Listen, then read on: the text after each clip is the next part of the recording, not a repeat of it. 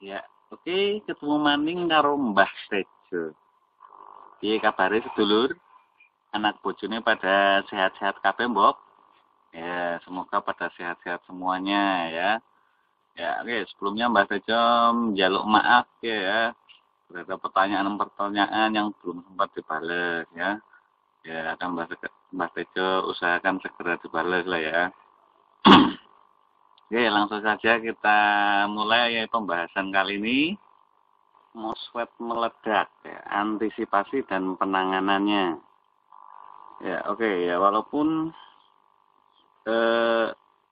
sudah memakai lempeng isolator ya dan ring isolator ya, terkadang masih ada selip antara pembatasnya di sini. Bodi MOSFET masih menempel pada heatsink. Ya, contohnya, ya, jadi harus jeli dalam pengecekan. Ya, misalnya ini tes dengan tester. Apakah ini yang masih pakai satu pendingin ya, pendinginnya nggak terpisah. Ya, ini yang masih pakai ring isolator dan lempeng isolator. Ya, jadi harus dicek kaki tengah MOSFET dengan heatsink. Nah, contohnya ini yang benar seperti ini. Nah, jadi ini kaki tengah dan heatsink nggak menempel, ini nggak gaduh. Nah, diukur dengan tester, jarum tidak bergerak. Ya, nih. Nah, ini contoh sing lagi. Contoh yang ini masih gaduh ya, masih menempel.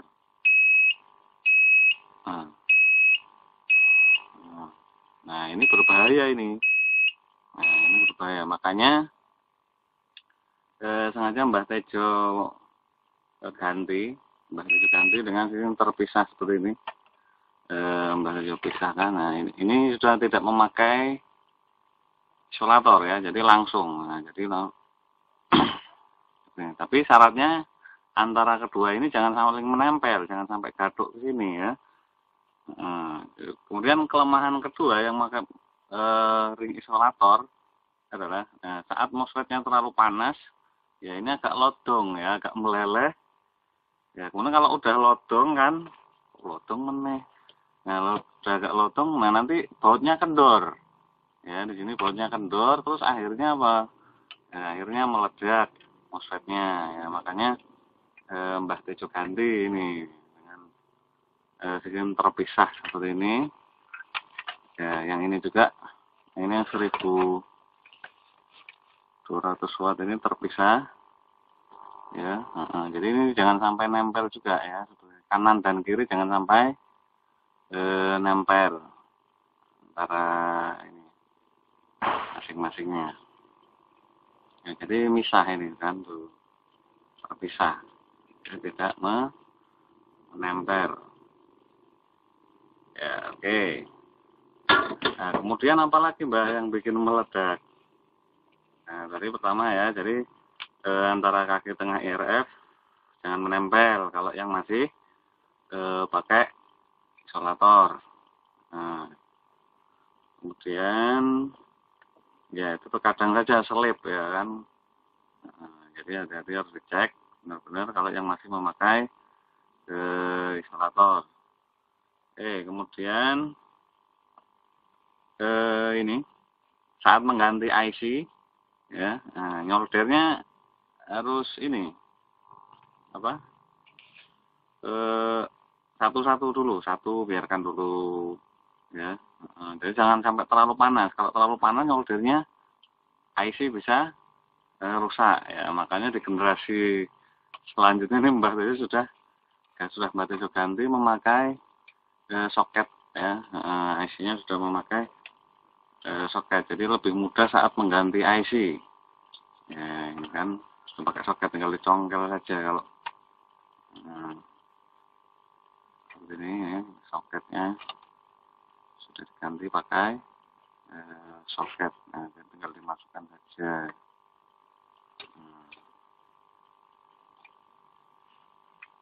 Sudah diganti memakai soket. Nah, kemudian yang ini yang bentuk baru ini juga ini kipasnya sudah langsung di sini yang arus dari kipasnya. Nah, kalau yang ini kan masih di sini kan. Nah, Dan ini belum memakai soket, ini yang tipe dulu ini. Nah, generasi pertama ini pakai awal. Nah, ini masih seperti ini. Kalau yang ini kan sudah diperbarui. Ya emang belum sempat ganti fotonya sih. Ini saya ngomong nggak sesuai gambar, Mbak. Aduh, nggak sesuai gambar tapi kan kekuatannya podo ya Kang ya. Nah, oke, kemudian apa lagi ya? Nah, jadi itu tadi cek hatching dan kaki tengah IRF ya, MOSFET. Kemudian cek osilator. Nah, cek osilator sudah berarti coba, cuman kan tidak ini ya, tidak secara langsung, hanya pakai lewat papan tulis saja ya. Nah, seperti ini cek osilator. Siapkan dulu sejenis adaptor atau power supply. Nah, jadi ngecek osilatornya ini posisi sebelum dipasang trafo. Sebelum dipasang trafo, ya, trafo belum dipasang.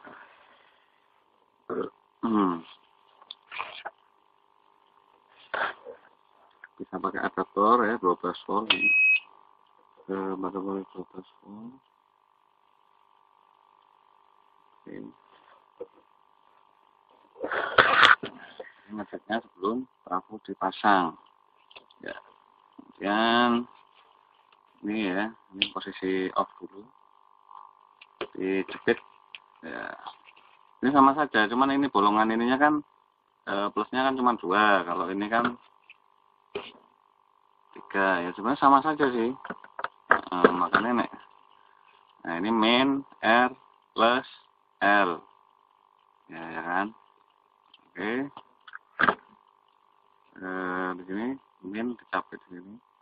Ya, jadi posisi trafo tidak dipasang ya, ngecek osilator. Ya. Oke. Kemudian dihidupkan tombolnya. Posisi on. Ya, kalau posisi on gini ya kipasnya muter. Nah, kipasnya nggak muter ya, kalau kipas nggak muter, nah kipas ini kan langsung terhubung ke sini min dan plus. Nah, ke switch. Kalau kipasnya nggak muter berarti saklarnya yang error ya, saklarnya nggak connect, rusak. Bisa jadi saklar, bisa juga ini antara kabel. Nah, kabelnya ini mungkin nggak mau ya. Mbak, saklarnya baru Mbak ya, baru nggak menjamin berfungsi dengan baik ya kan, sesuai gagal produk ya kan. Nah, oke, sudah posisi on seperti ini. Ya, ini. Bentar. Nah, terus gampang banget kok ngecek osilator. Nah, pakai LED seperti ini, LED kecil ya, LED 3 volt ya. LED gede juga nggak apa-apa sih. Nah, terus balik ini. Ya, atau nggak kelihatan. Nah, kemudian resistor yang menuju kaki G MOSFET. Ya. Resistor yang menuju kaki G MOSFET ya, yang 10 ohm ini ya, 10 apa 12 ohm atau 15 ohm sini.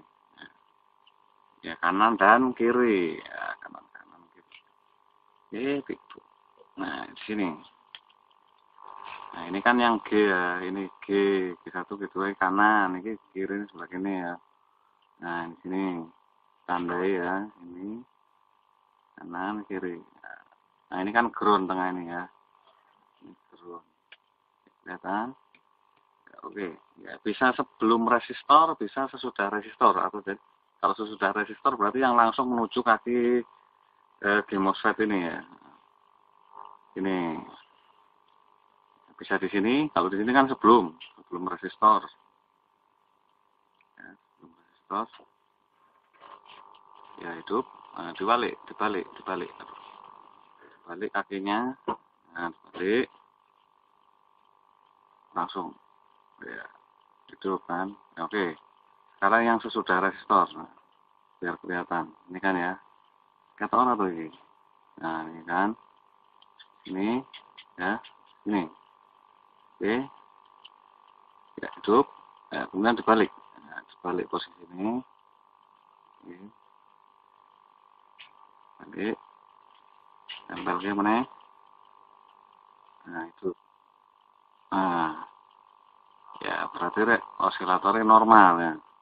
Bagaimana kalau hidup separuh? Nah, saat hidup dibalik nggak hidup. Nah, kalau hidup separuh berarti IC-nya yang rusak ya. Nah, kalau hidup separuh berarti IC-nya yang rusak. Oke, contoh ya. Nah, oke, matiin dulu. Ya, matikan dulu. Sudah, mati. Nah, kita coba dengan IC rusak. Ini IC yang contoh, IC yang sudah rusak ya.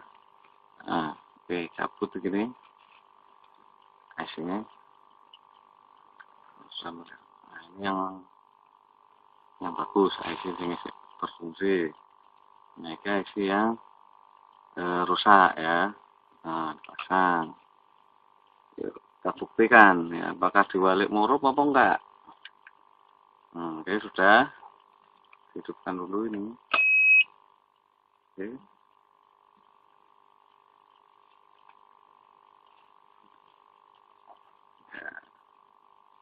Ya. Tadi kalau yang tadi IC normal bolak-balik hidup ya.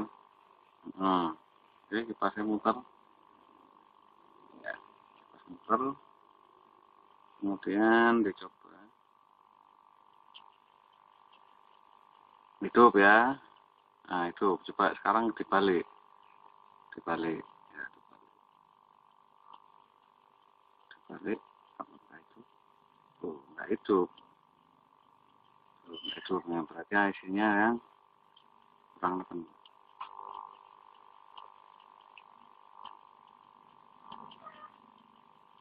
Oh, enggak hidup sama sekali ya. Nah, sekarang dibalik. Nah, dibalik. Balik. Nah, hidup. Nah, berarti ini IC-nya rusak. Nah, kalau dipaksakan dipasang trafo, dihidupkan nanti MOSFET-nya meledak ya. Nah, ya, oke. Matikan. Ya. Sekarang ganti lagi pakai IC normal.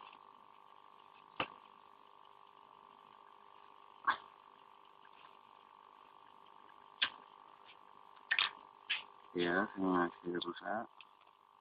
Ganti dengan IC normal. IC normal lagi. Pasang. Oke, sudah. Malah copot ini. Kemudian hidupkan. Pas sudah muter. Ya, kita coba lagi. Ini. Ini.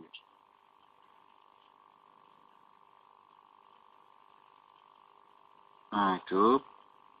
Ini karena nempel angin, katanya kedip-kedip. Ya, oke. Dibalik. Ya, oke. Dibalik. Nah, murup juga ya, hidup juga. Jadi, ini menandakan osilatornya normal. Kalau masih belum yakin, ya LED disolder kok ini. Ya, untuk meyakinkan lebih yakin. Nah, bikin cepitan. Ya, jadi dicepit di kaki G MOSFET ya, di kanan dan di kiri ya.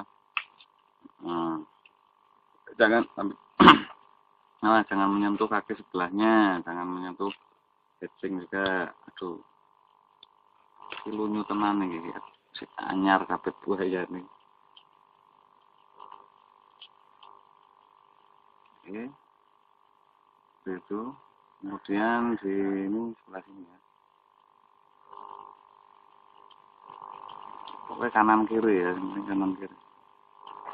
Tukang lunyu banget. Lalalala. Licin. Lunyu teman lagi.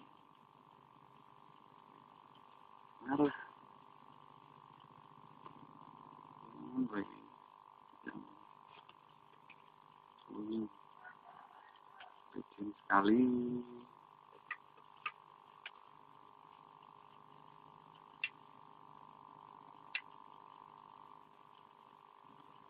Ya, menyala ya. Hidup.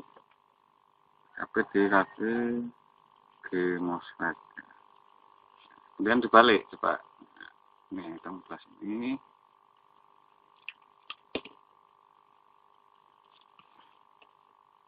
Ya,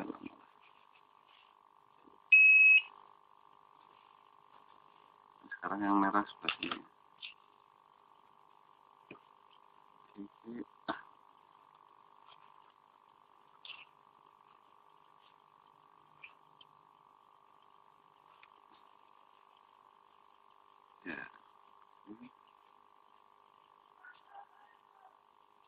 Nah, berarti bolak-balik yang menuju kaki MOSFET kanan dan kiri hidup, ya. Hmm.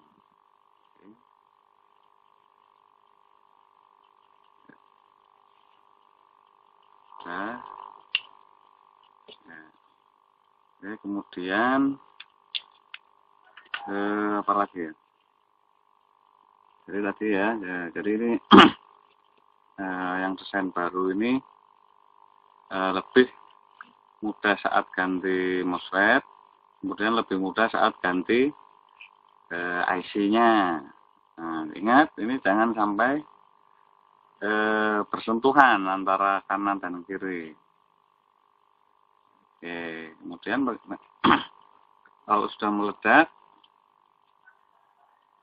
tinggal diganti saja. Nah, diganti MOSFET yang meledak, kemudian cek osilatornya. Kalau dibolak-balik menyala, berarti osilatornya normal. Kalau dibolak-balik cuma hidup separuh, berarti IC-nya ganti juga. Ya.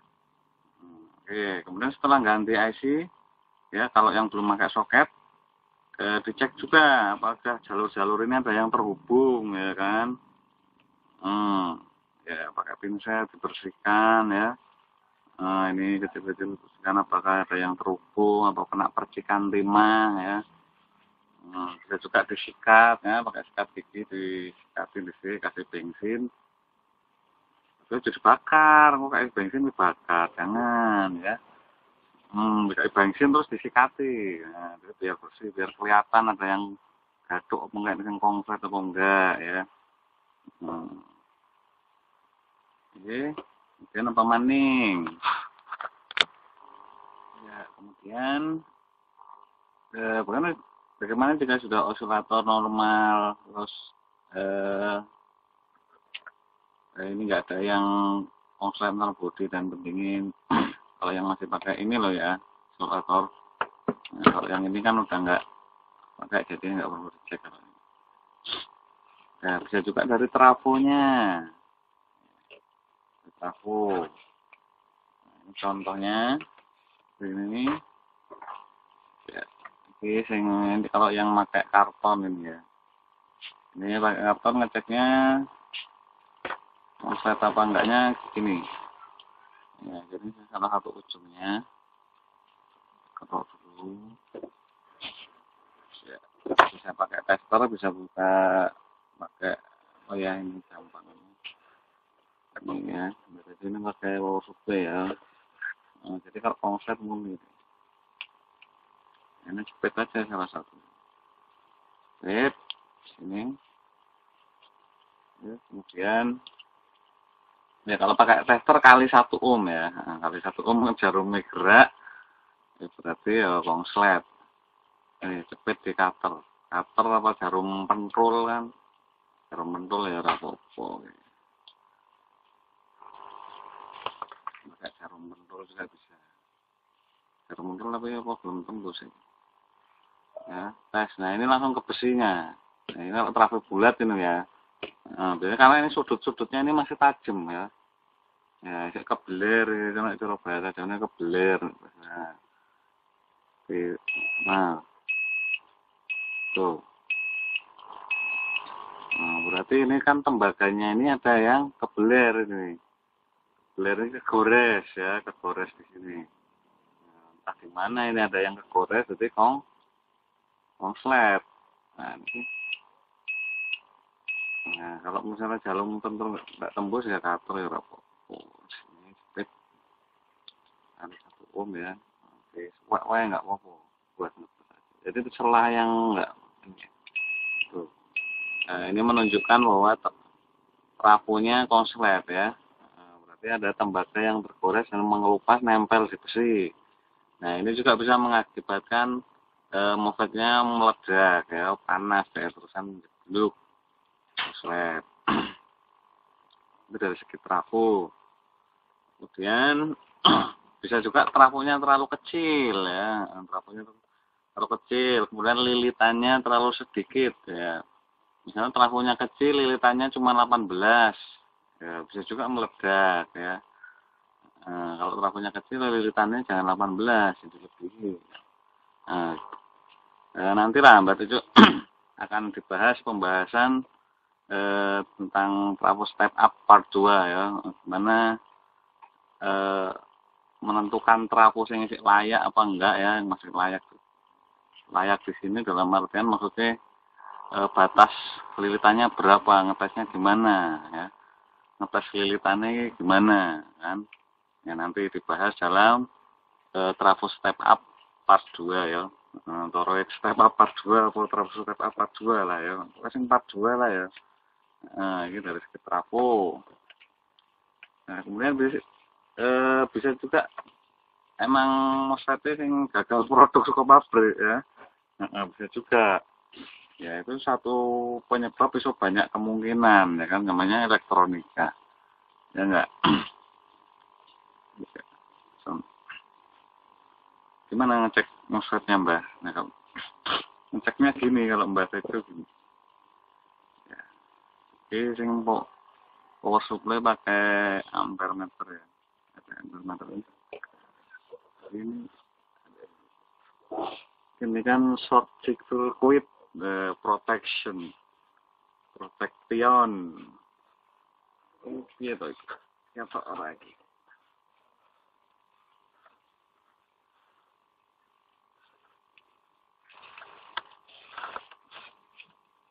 Nah, ini lah ya. Ini.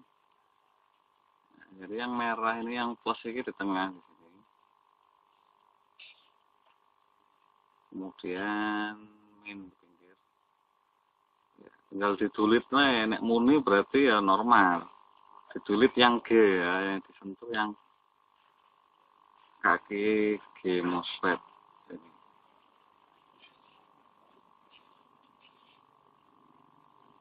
Nah, berarti normal. Kemudian sentuh yang ini antara min dan G.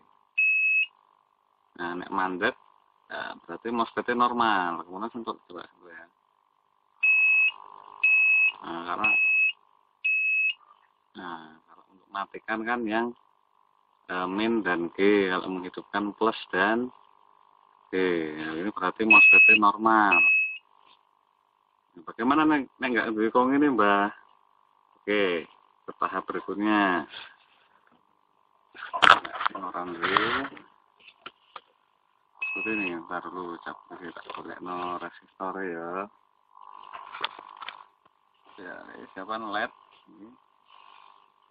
LED ya, LED. Resistor, ini resistor 3K3. Ya.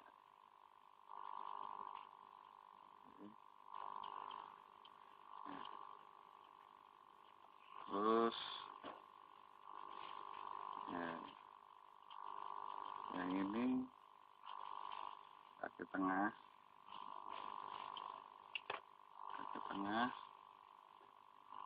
dapat dari resistor apa dari sini ya nggak apa-apa. Ini kaki tengah. Ya, ini seperti ini. Kaki tengah. Ya. Tes dulu ini plus minus di kepala ya. Salam. Ya, betul.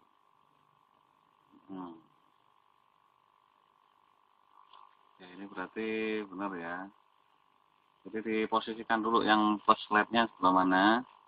Nah, kemudian yang min LED dapat sini yang menuju di tengah ya. Nah, ini lah. Kemudian yang ini min dapat G, S ya, ini kaki pinggir. Ya, kemudian dipegang. Ngurup enggak? Nah, nek ngurup berarti normal. Ya, nah itu ngecek MOSFET. Ya. Jadi tangan kita jangan menyentuh ini ya. Nah, oke ya. Kemudian dimatikan. Dimatikan. Matikannya dengan menyentuh kaki G dan kaki S ya. Yang dapat min ini S, sorge. Nah, mati. Kemudian sentuh lagi. Nah, hidup. Ya. Kemudian matikan. Nah, kemudian sentuh, duduk, matikan. Sip. Nah, berarti MOSFET-nya normal. Nah, itu cara sederhana ngecek MOSFET. Oke, sudah ya. Jadi antisipasi dan penanganannya. Jadi diganti yang meledak tadi. Kalau udah diganti masih meledak juga ya, tadi bisa jadi faktor trapu, osilator. Trapu normal, osilator normal, MOSFET kayan-kayannya normal ya. Coba alternatif berikutnya. Ya, ini wis segala macam cara masih meledak juga. Alternatif berikutnya ini ya. Nah, biasanya kan sih ada tulisan IRFZ44N ya. Nah, terus mengisore bawahnya ada nomor serinya P541D ya, misal. Nah, ini keempat-empatnya ini harus sama ya. 1234 ini nomor seri ini podo kabeh ya. Mau sama semua. Jadi nah, itu kalau wis alternatif kabeh dicoba masih meledak juga. Nah, itu bisa dipakai alternatif ya, yang menyamakan nomor seri ning sore di sini ya, di bawahnya di sini. Oke, apa maning? Nah, sudah ya. Nah, oke. Terima kasih telah menyaksikan.